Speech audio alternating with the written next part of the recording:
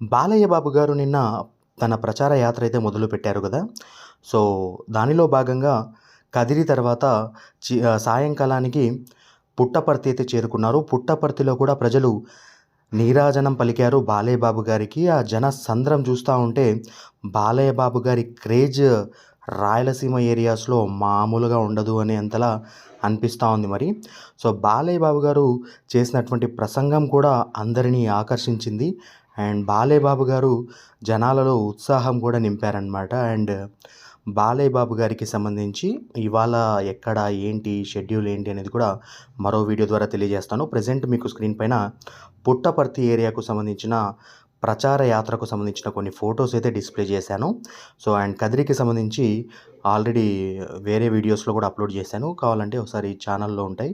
వెళ్ళి ఒకసారి చూడడానికి ట్రై చేయండి. అండ్ ఇది గైస్ ఇవాల్టి వీడియో.